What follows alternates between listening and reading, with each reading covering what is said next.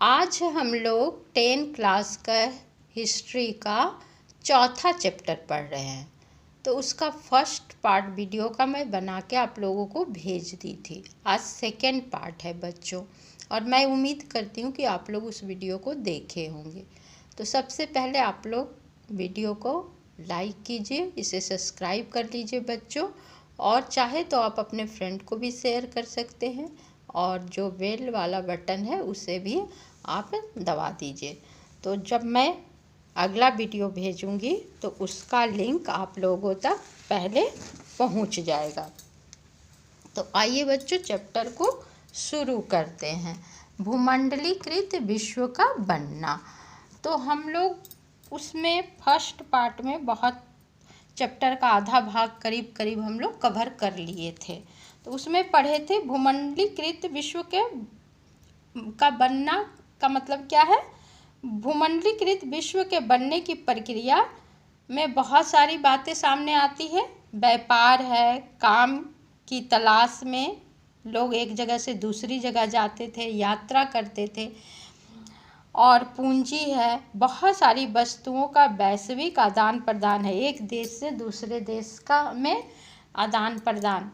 तो इसमें कौन लोग भूमिका निभा रहे थे आदान प्रदान में।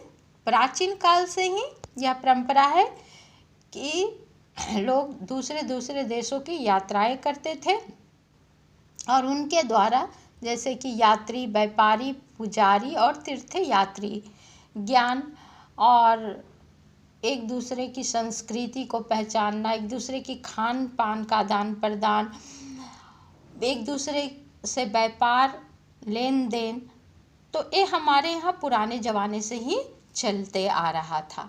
तो आज मैं, और सिर्फ इतना ही नहीं, और बीमारियाँ भी आती थी दूसरे देशों से। जब लोग यात्रा करने जाते थे तो उनके साथ कुछ कीटाणु आ जाते थे, दूसरे दूसरे देशों में चले जाते थे। जैसे कि युद्ध के समय, प्रथम और द्वितीय युद्ध के समय भी बहुत सारी बीमारियां एक देश से दूसरे देश में गई थी, जिसमें एक चेचक और प्लेग भी था।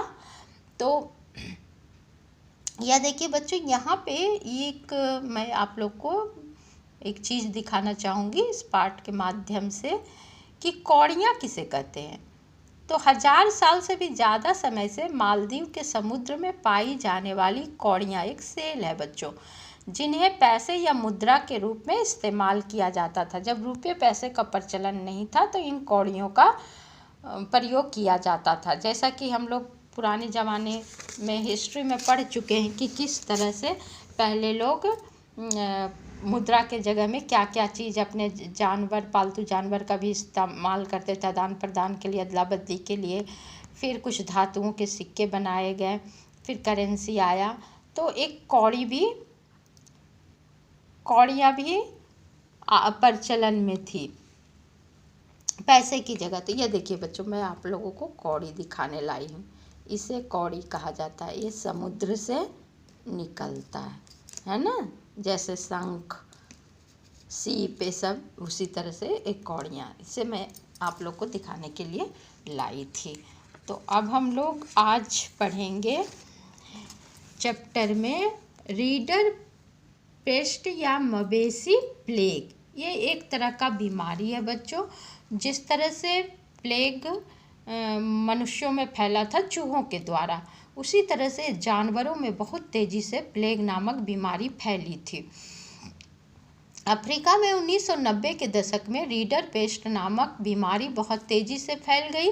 मवेशियों में प्लेग की तरह फैलने वाली इस बीमारी से लोगों की आजीविका और स्थानीय अर्थव्यवस्था पर बहुत गहरा असर पड़ा। प्राचीन काल से ही अफ्रीका में जमीन की कोई कमी नहीं रही, जबकि वहाँ की आबादी बहुत कम थी।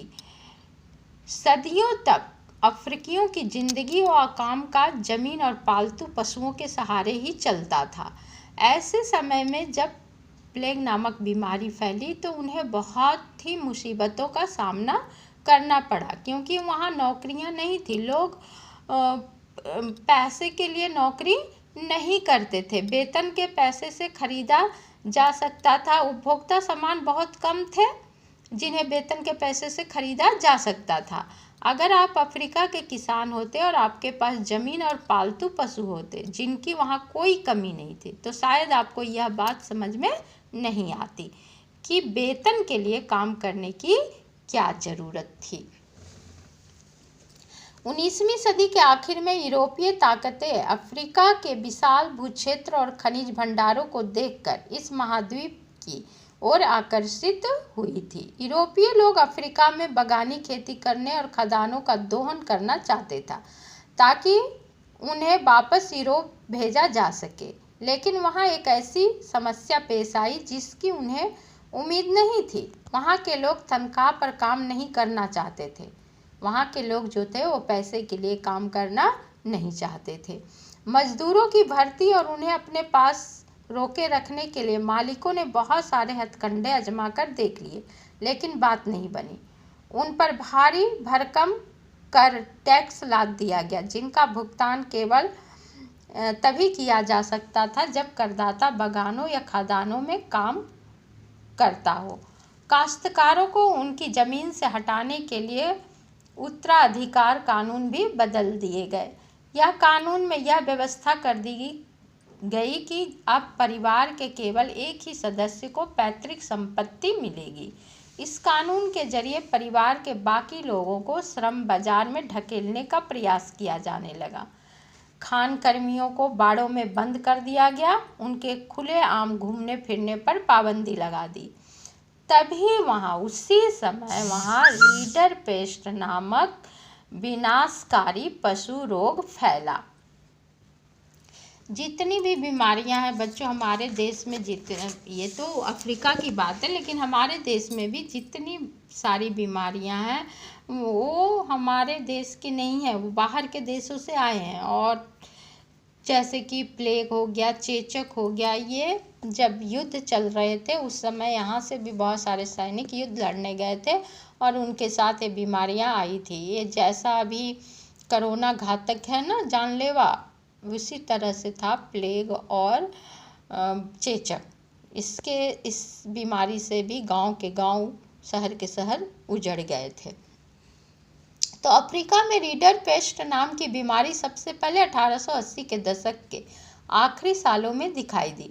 उस समय पूर्वी अफ्रीका में ऑस्ट्रिया पर हमला कर रहे इतालवी यानी इटली के सैनिकों का पेट भरने के लिए एशियाई देशों से जानवर लाए जाते थे। यह बीमारी ब्रिटिश आधिपत्य वाले एशियाई देशों से आए, उन्हीं जानवरों के जरिए ये बीमारी वहाँ पहुँची थी।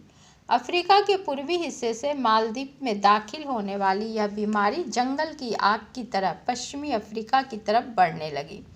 1892 में यह अफ्रीका के अटलांटिक तक जा पहुंची। 5 साल बाद यह केप तक भी पहुंच गई। रीडर पेस्ट ने अपने रास्ते में आने वाले 90% मवेशियों को मौत की नींद सुला दी और बहुत तेज़ी से मवेशियों में बीमारी फैली थी। मवेशी मरने लगे 90% तक, जो रास्ते में भी उनके पड़ते थे, आने जाने के रास्ते में भी, तो संक्रमित होकर पशु मरने लगे।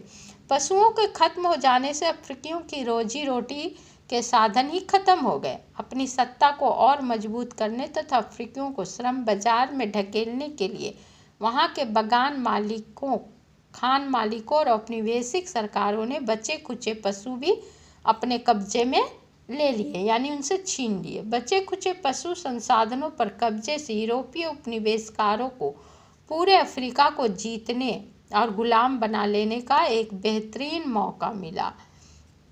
21वीं सदी की दुनिया के अन्य भागों पर पश्चिमी आक्रमण और विजय के परिणामों की ऐसी ही और भी कहानियाँ देखी जा सकती है। तो समझ गए कि रीडर पेस्ट क्या था?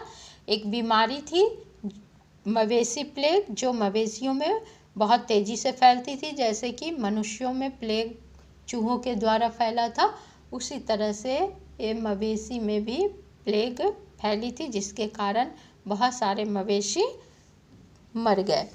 भारत से अनुबंधित श्रमिकों का जाना। भारत से अनुबंधित, जिसको गिरमिटिया मजदूर भी कहा जाता था बच्चों, जब हमारा देश गुलाम था तो ब्रिटिश यहाँ से बहुत सारे श्रमिकों को अपने बागानों में काम करने के लिए ले गए थे, जो कि बाद में वहीं के होकर रह गए, बस गए।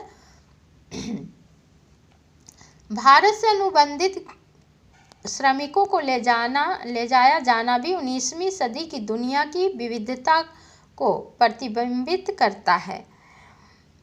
यह तेज आर्थिक वृद्धि के साथ साथ जनता के कष्टों में वृद्धि, कुछ लोगों की आय में वृद्धि और दूसरों के लिए बेहिसाब गरीबी, कुछ क्षेत्रों में भारी तकनीकी प्रगति और दूसरे क्षेत्रों में उत्पीड़न के नए रूपों का इजाद की दुनिया थी। 19वीं सदी में भारत और चीन के लाखों मजदूरों को बागानों, खदानों और सड़क रेलवे निर्माण परियोजनाओं में काम करने के लिए दूर दूर के देशों में ले जाया जाता था।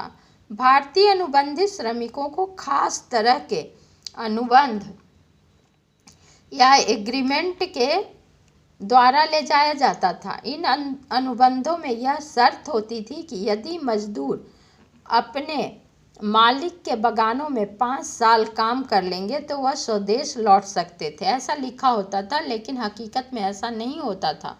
उन्हें आने नहीं दिया जाता था और बीमारी के हालत में भी, अगर वो बीमार होते थे तो ऐसी हालत में भी उनसे ज़बरदस्ती बागानों में काम कराए जाते थे। भारत के ज़्यादातर अनुबंधित श्रमिक मौजूदा पूर्वी उत्तर प्रदेश, बिहार, मध्य प्रदेश और तमिलनाडु के सूखे इलाकों से जाते थे। 19वीं सदी के मध्य तक इन इलाकों में भारी बदलाव आने लगे थे। कुटीर उद्योग खत्म हो रहे थे। लोगों के पास भुखमरी के भी हालात हो गए थे, जिसके कारण भी लोग मजबूर होकर भी गिरमिटिया मजदूर के रूप में काम करने के लिए जा रहे थे दूसरे देशों में। जमीन का भाड़ा बढ़ गया था। खानों और बागानों के लिए जमीनों को साफ किया जाने लगा।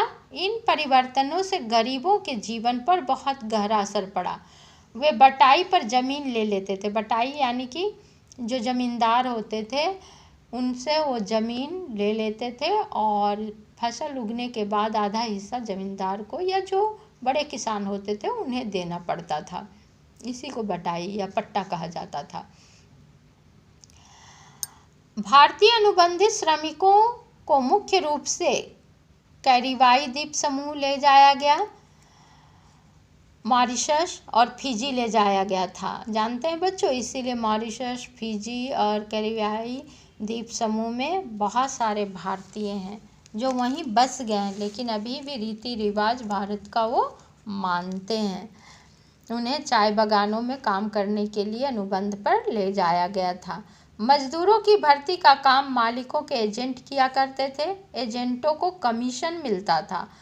वो अपने गांव में होने वाले उत्पीड़न और गरीबी से बचने के लिए भी इन अनुबंधों को मान लेते थे। उन्हें लगता था कि ये अनुबंध जो है, एक तो ज़्यादा पढ़े लिखे नहीं होते थे, उसमें क्या लिखा होता था उनको ठीक से पता भी नहीं होता था। उनसे अंगूठा लगवा लिया जाता था और उन्हें बागानों में ले जाकर काम करवाया जाता था। जहाज़ों में जिस तरह से पशुओं को, मवेशियों को ठूस ठूस कर ले जाया जाता है, उस तरह से मनुष्यों को ले जाया जाता था। उनको दाग दिया जाता था, गरम सलाखों से निशान दे दिए जाते थे कि वो अब बंधुआ मजदूर हैं बच्चों। तो इतना हम लोग डिटेल में अभी नहीं जाएंगे, नहीं तो वीडियो फिर बहुत लंबा हो जाएगा। पार्ट को अपने से भी पढ़िएगा। इसका मतलब यही है, अनुबंध का मतलब था गिरमिटिया मजदूर, जो इन्हें अनुबंध पर ले जाया जाता था कि 5 साल अगर अपने मालिक के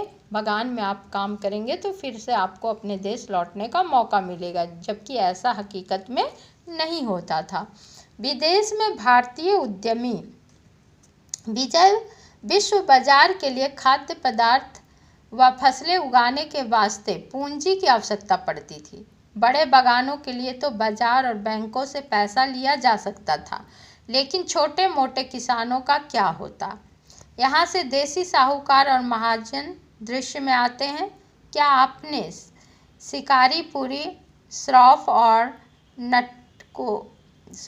नट्टू कोटई चेटियार के बारे में सुना है? अंडरलाइन कीजिएगा बच्चों। ये उन बहुत सारे बैंकरों और व्यापारियों में से थे जो मध्य एवं दक्षिण पूर्व एशिया में निर्यात किए जाने वाले फसल की खेती करने के लिए कर्ज देते थे। इसके लिए वे या तो अपनी जेब से पैसा लगाते थे या यूरोपीय बैंकों से कर्ज ले लेते थे। उनके पास दूर दूर तक पैसे पहुंचाने तक की व्यवस्था पद्धति होती थी। यहाँ तक कि उन्होंने व्यावसायिक संगठनों और क्रियाकलापों के देसी स्वरूप भी विकसित कर लिए थे। अफ्रीका में यूरोपीय उपनिवेशकारों के पीछे पीछे भारतीय व्यापारी और महाजन भी वहां पहुंचे। हैदराबादी सिंधी व्यापारी तो यूरोपीय उपनिवेशों से भी आगे तक जा पहुंचे। 1860 के दशक में उन्होंने दुनिया भर के बंदरगाहों पर अपने बड़े बड़े एम्पोरियम खोल दिए। इन दुकानों में सैलानियों को आकर्षक स्थानीय और विदेशी सामान मिलती थी। यह एक फलता फूलता कारोबार था क्योंकि सुरक्षित और आरामदेह जलपोतों के आ जाने से सैलानियों की संख्या में भी दिन प्रतिदिन वृद्धि हो रही थी। अब है भारतीय व्यापार, उपनिवेशवाद और वैश्विक व्यवस्था। तो वैश्वीकरण का मतलब तो हम लोग जान गए हैं पहला वीडियो, और आज का वीडियो का शुरुआत में मैं बता चुकी हूँ। सॉरी बच्चों। भारत में पैदा होने वाली महीन कपास, भारत में जो कपास की खेती होती थी, जो धागे निकलते थे वो बहुत महीन होते थे और उसका यूरोपीय देशों में निर्यात किया जाता था क्योंकि यूरोपीय देशों में इसका बहुत मांग था। इसी कारण से वहाँ के उद्योगपतियों ने सरकार पर दबाव डाला कि वह कपास आयात पर रोक लगाए और स्थानीय उद्योगों की रक्षा करे। इसके फलस्वरूप ब्रिटेन में आयातित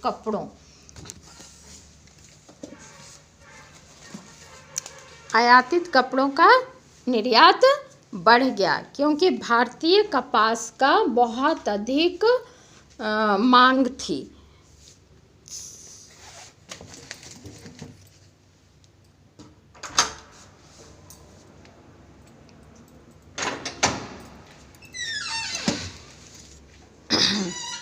भारतीय कपास का विदेशी बाजारों में बहुत अधिक मांग थी, जिसके कारण भारत में अंग्रेज जो थे वो ज़बरदस्ती किसानों से कपास की खेती करवाने लगे थे क्योंकि उस समय भारत जो था वो अंग्रेज़ों के अधीन था, अंग्रेज़ों के गुलाम था।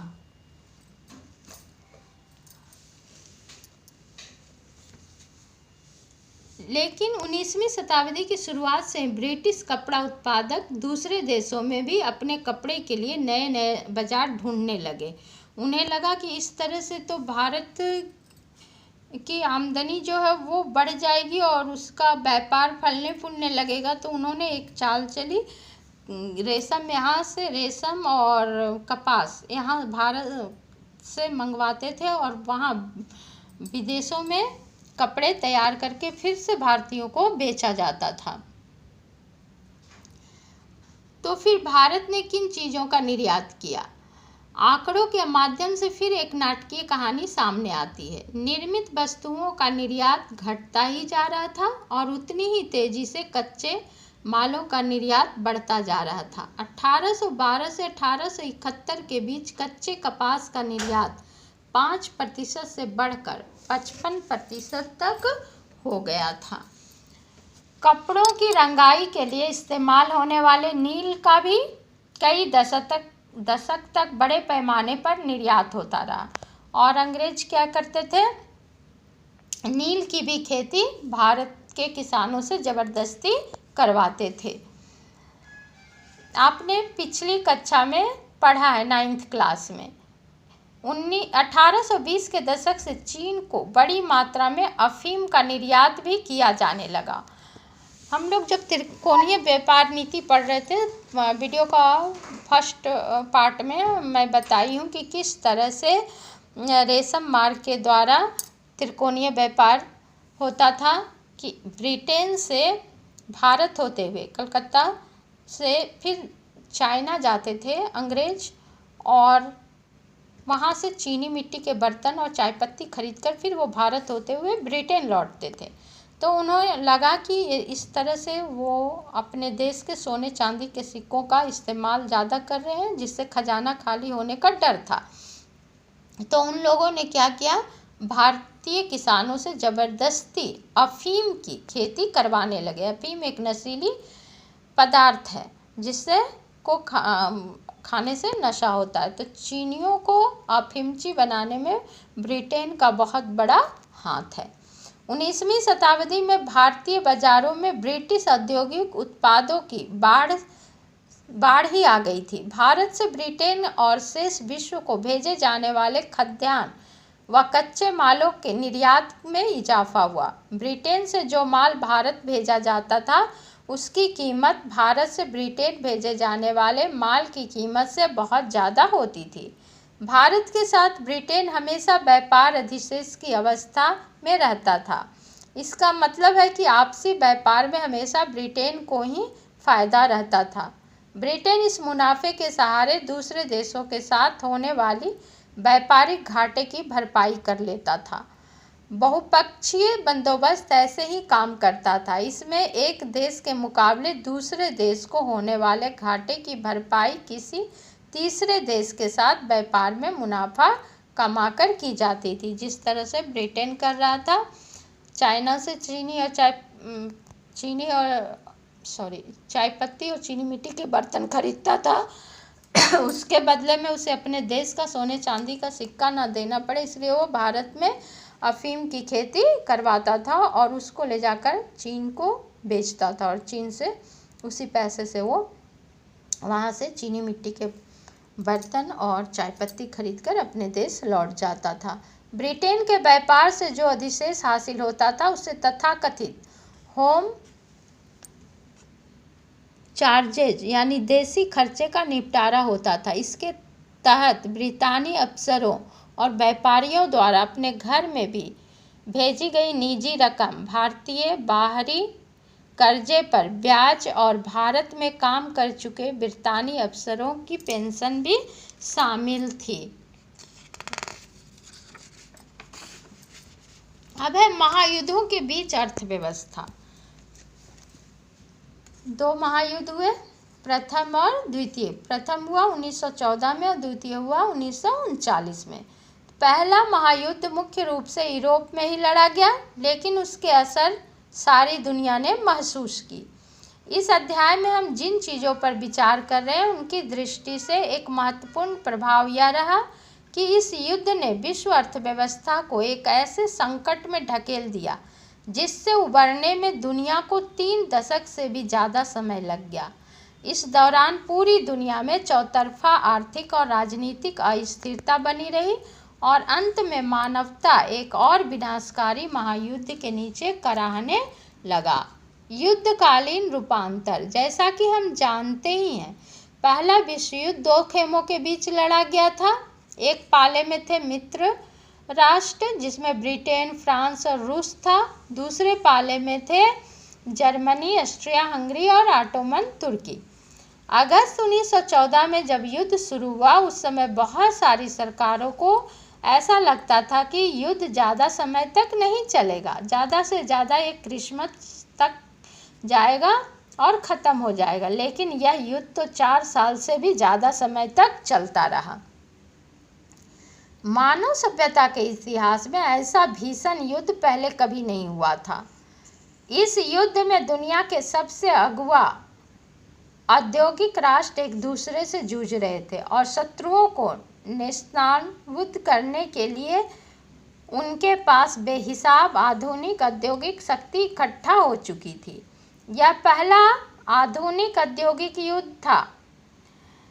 इस युद्ध में मशीन गन, टैंक, हवाई जहाज़ों और रासायनिक हथियारों का भयानक पैमाने पर इस्तेमाल किया गया था। ये सभी चीज़ें आधुनिक विशाल उद्योगों की देन थी।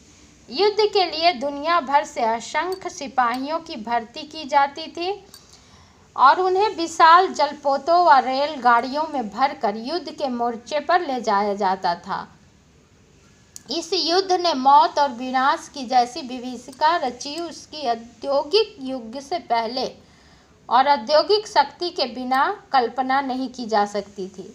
युद्ध में 90 लाख से ज़्यादा लोग मारे गए और 2 करोड़ घायल हुए। मृतकों और घायलों में से ज़्यादातर कामकाजी उम्र के लोग थे।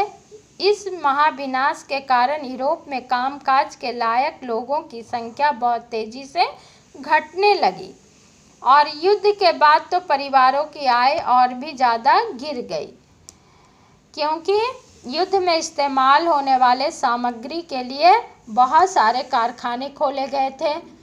युद्ध में जो सैनिक पीठ पर थैले टांगते थे जिसमें गोला बारूद रखा जाता था, उसका निर्माण हो रहा था जूट से, जूट की बोरियों से। सैनिकों के लिए वर्दी और बूट बनाए जाते थे। जब युद्ध समाप्त हुआ तो ये कारखाने जो थे वो बंद हो गए।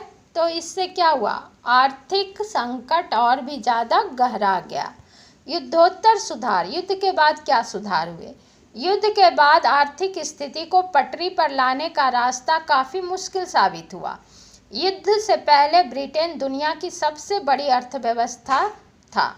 युद्ध के बाद सबसे लंबा संकट उसे ही झेलना पड़ा। जिस समय ब्रिटेन युद्ध से जूझ रहा था, उसी समय भारत और जापान में उद्योग विकसित होने लगे थे। युद्ध के बाद भारतीय बाजार में पहले वाली वर्चस्वशाली स्थिति प्राप्त करना ब्रिटेन के लिए बहुत मुश्किल था। अब उसे जापान से भी मुकाबला करना था, सो अलग। युद्ध के खर्चे की भरपाई करने के लिए ब्रिटेन ने अमेरिका से जमकर कर्जे लिए थे। इसका परिणाम यह हुआ कि युद्ध खत्म होने तक ब्रिटेन जो था वो भारी विदेशी कर्जों से दब गया था। युद्ध के कारण आर्थिक उत्साह का माहौल पैदा हो गया था, क्योंकि मांग, उत्पादन, रोजगारों में भारी इजाफा हुआ था। लेकिन जब युद्ध खत्म हुआ तो कारखानों के बंद हो जाने से और किसानों से कहा गया था कि अधिक अनाज उपजाओ, क्योंकि अधिक अनाज ही हमें युद्ध जिताएगा। सैनिकों को पेट भरने के लिए बहुत सारे अनाजों की आवश्यकता थी, लेकिन जब युद्ध खत्म हो गए तो ये अनाज जो थे वो बेकार हो गए और गोदामों में रखे रखे सड़ने लगे। इससे भी आर्थिक संकट खड़ी हो गई। अब हम लोग देखेंगे बड़े पैमाने पर उत्पादन और उपभोग।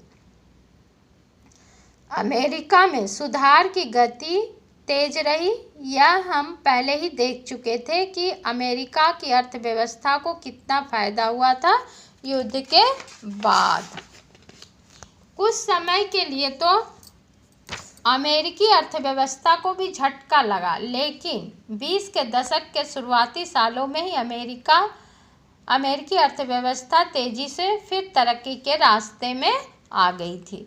1920 के दशक की अमेरिकी अर्थव्यवस्था की एक बड़ी खासियत थी बृहद उत्पादन का चलन। बृहद उत्पादन की ओर बढ़ने का सिलसिला तो 19वीं सदी के आखिर में ही शुरू हो चुका था, लेकिन 1920 के दशक में तो यह अमेरिकी औद्योगिक उत्पादन की विशेषता ही बन गया था। कार निर्माता हेनरी फोर्ड बृहद उत्पादन के विख्यात प्रणेता थे।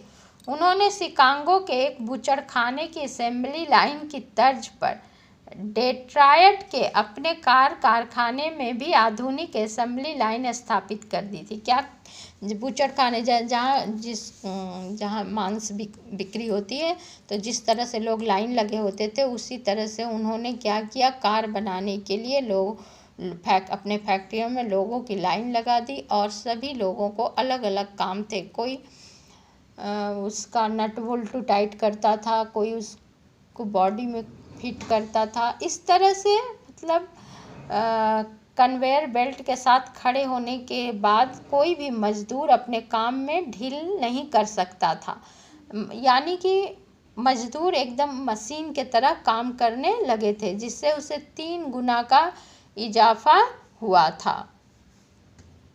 लेकिन बाद में इसका फिर लोगों ने विरोध करना शुरू कर दिया था। अब है महामंदी। आर्थिक महामंदी की शुरुआत 1929 से ही शुरू हो गई थी। यह संकट 30 के दशक के मध्य तक बना रहा। इस दौरान दुनिया के ज़्यादातर हिस्सों के उत्पादन, आय और व्यापार में भयानक गिरावट दर्ज की गई। इस मंदी का असर सभी देशों पर पड़ा, जैसा नहीं था, लेकिन सभी देशों पर एक जैसा नहीं हुआ, लेकिन आम तौर पर ऐसा,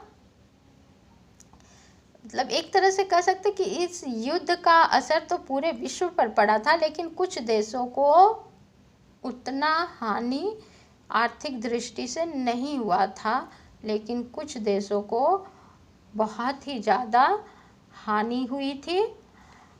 और क्योंकि महामंदी के कई कारण थे, यह हम पहले ही देख चुके हैं कि युद्धोत्तर विश्व अर्थव्यवस्था कितनी कमज़ोर थी। पहला कारण यह था कि कृषि क्षेत्र में अति उत्पादन की समस्या बनी हुई थी। लोग अधिक उत्पादन कर रहे थे, लेकिन जब युद्ध खत्म हो गया तो उन अनाजों की कीमतें जो थी वो घटने लगी और अनाज की बिक्री नहीं हो पा रही थी, तो अनाज गोदामों में रखे रखे सड़ रहे थे। इसे हम लोग पहले भी देख चुके हैं। अब हम लोग इधर देखते हैं कि दूसरा कारण क्या था। महामंदी का दूसरा कारण 1920 के दशक के मध्य में बहुत सारे देशों ने अमेरिका से कर्ज लेकर अपनी निवेश संबंधी ज़रूरतों को पूरा किया था। जब हालात अच्छे थे तो अमेरिका से कर्ज जुटाना बहुत आसान था, लेकिन संकट का संकेत मिलते ही अमेरिकी उद्यमियों के होश उड़ गए और अमेरिका जो था वो कर्ज देना बंद कर दिया। भारत पर महामंदी का क्या असर हुआ। यदि हम इस बात पर ध्यान दें कि महामंदी से भारत पर क्या असर पड़ा, तो इस बात को अच्छी तरह समझ सकते हैं कि 20वीं सदी की शुरुआत तक वैश्विक अर्थव्यवस्था कितनी एकीकृत हो चुकी थी। दुनिया के एक हिस्से में पैदा होने वाले संकट की कपकपाहट बाकी हिस्सों पर भी पहुंच जाती थी। उससे दुनिया भर में लोगों की जिंदगी, अर्थव्यवस्थाएं और समाज प्रभावित हो उठते थे, जैसा कि आप पीछे देख चुके हैं। औपनिवेशिक भारत कृषि वस्तुओं का निर्यात और तैयार मालों का आयातक बन चुका था। महामंदी ने भारतीय व्यापार को फौरन प्रभावित किया। 1928 से 1934 के बीच देश के आयात निर्यात घटकर लगभग आधे रह गए थे। जब अंतर्राष्ट्रीय बाजार में कीमतें गिरने लगी तो यहाँ भी सामानों की कीमतें जो थी वो बहुत नीचे आ गई। 1928 से 1934 के बीच भारत में गेहूं की कीमत 50% गिर गई थी। शहरी निवासियों के मुकाबले किसानों और काश्तकारों को ज़्यादा नुकसान हो रहा था। यद्यपि कृषि उत्पादों की कीमत तेजी से नीचे गिर रही थी, सरकार ने लगान वसूली में छूट देने से साफ इनकार कर दिया। सबसे ज़्यादा मार तो काश्तकारों पर ही पड़े, जो विश्व बाजार के लिए अनाज उपजा रहे थे। बंगाल के जूट पटसन उत्पादकों को ही देखिए, वे कच्चा पटसन उगाते थे जिससे कारखानों में टाट की बोरियां बनाई जाती थी, जैसा कि मैं पीछे बता चुकी हूँ। जब युद्ध खत्म हुआ तो इन टाट की बोरियों का कोई इस्तेमाल नहीं था, तो इनकी भी कीमत जो थी वो बहुत ही घट गई। तो बंगाल में भी बहुत सारे काश्तकार जो थे वो आर्थिक मंदी को झेल रहे थे और उनकी स्थिति जो है वो बहुत ही खराब हो गई थी।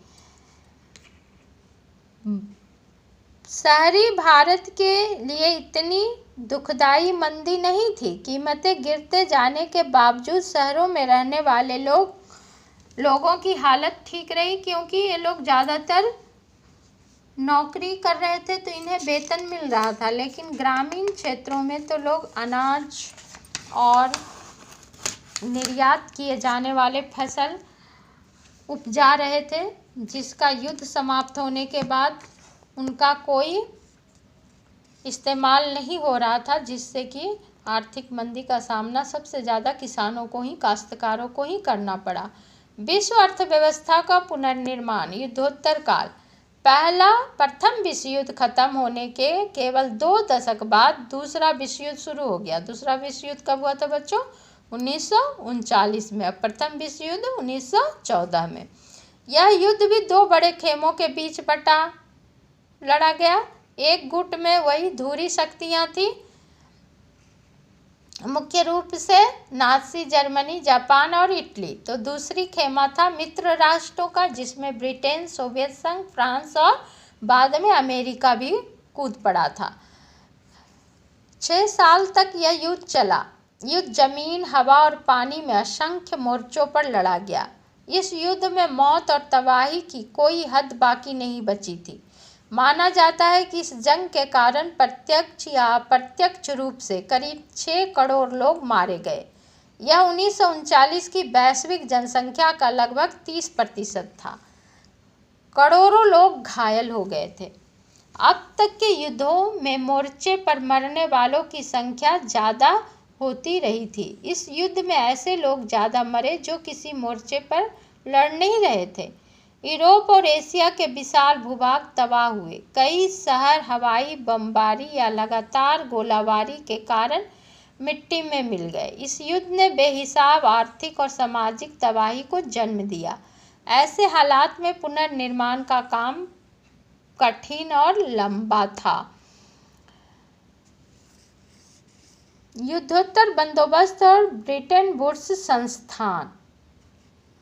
2 महायुद्धों के बीच मिले आर्थिक अनुभवों के अर्थशास्त्रियों और राजनीतिज्ञों ने 2 अहम सबक निकाले। पहला, बृहत उत्पादन पर आधारित किसी औद्योगिक समाज को व्यापक उपभोग के बिना कायम नहीं रखा जा सकता था, लेकिन व्यापक उपभोग को बनाए रखने के लिए आवश्यक था कि आमदनी काफ़ी ज़्यादा और स्थिर हो। यदि रोजगार अस्थिर होंगे तो आय जो है वो स्थिर नहीं हो सकती थी। स्थिर आय के लिए पूर्ण रोजगार भी जरूरी था।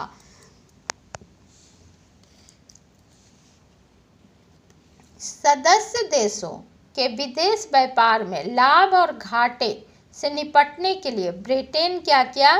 ब्रिटेन वुड्स सम्मेलन में ही अंतर्राष्ट्रीय मुद्रा कोष, अंडरलाइन कीजिए, की स्थापना की गई। युद्धोत्तर पुनर्निर्माण के लिए पैसे का इंतजाम करने के वास्ते अंतर्राष्ट्रीय पुनर्निर्माण और विकास बैंक, जिसे आम बोलचाल की भाषा में विश्व बैंक कहा जाता है, का गठन किया गया। इसी वजह से विश्व बैंक और IMF को, अंतर्राष्ट्रीय मुद्रा कोष को, ब्रिटेन वुड्स संस्थान या ब्रिटेन वुड्स ट्विन भी कहा जाता है, यानी जुड़वा संतान। इसी आधार पर युद्धोत्तर अंतर्राष्ट्रीय आर्थिक व्यवस्था को अक्सर ब्रिटेन वुड्स व्यवस्था भी कहा गया है। विश्व बैंक और IMF ने 1947 में औपचारिक रूप से काम करना शुरू किया। इन संस्थानों की निर्णय प्रक्रिया पर पश्चिमी औद्योगिक देशों का नियंत्रण रहता था। अमेरिका विश्व बैंक और IMF के किसी भी फैसले को वीटो कर सकता था। वीटो मतलब रोक लगाना, एक कानून होता है। वीटो यानी कि निषेधाधिकार, यानी कि रोक लगाना। इस अधिकार के सहारे एक ही सदस्य की असहमति किसी भी प्रस्ताव को खारिज करने का आधार बन जाती थी। अंतर्राष्ट्रीय मौद्रिक व्यवस्था, अंतर्राष्ट्रीय मुद्राओं और मौद्रिक व्यवस्थाओं को एक दूसरे से जोड़ने वाली व्यवस्था है। ब्रिटेन वुड्स व्यवस्था निश्चित विनिमय दरों पर आधारित होती थी। इस व्यवस्था में राष्ट्रीय मुद्राएं जैसे कि भारतीय मुद्रा, रुपया, डॉलर के साथ एक निश्चित विनिमय दर से बंधा हुआ था। $1 के बदले में कितने रुपये देने होंगे, यह स्थिर रहता था। डॉलर का मूल्य भी सोने से बंधा हुआ था। $1 की कीमत 35 औंस सोने के बराबर निर्धारित की गई थी। प्रारंभिक युद्धोत्तर, तो प्रारंभ में जब युद्ध शुरू हुआ था तो लोगों को लगा था कि ये ज़्यादा दिन तक तो चलने वाला है नहीं, लेकिन ये युद्ध जो है वो बहुत लंबा चला। तो आइए यहाँ देखते हैं। ब्रिटेन वुड्स व्यवस्था ने पश्चिमी औद्योगिक राष्ट्रों और जापान के लिए व्यापार के आय में वृद्धि के एक अप्रतिम युग का सूत्रपात किया था। 1950 से 1970 के बीच विश्व व्यापार की विकास दर सालाना 8% से भी ज़्यादा बढ़ गई थी। इस दौरान वैश्विक आय में लगभग 5% की दर की वृद्धि हुई। अब है औपनिवेशीकरण और स्वतंत्रता। इसको हम लोग बहुत शॉर्ट में देखेंगे क्योंकि वीडियो जो है वो बहुत लंबा हो जाएगा। तो औपनिवेशिक, जब युद्ध आरंभ हुआ था प्रथम और द्वितीय युद्ध में, तो भारत से भी बहुत सारे लोग जो है वो युद्ध में भाग लेने के लिए गए थे। तो इससे उन्हें एक फ़ायदा हुआ कि उन्होंने वहाँ से सीखा कि किस तरह से अपने देश को एकजुट होकर स्वतंत्र कराया जा सकता है। ब्रिटेन वुड्स का समापन और वैश्वीकरण की शुरुआत।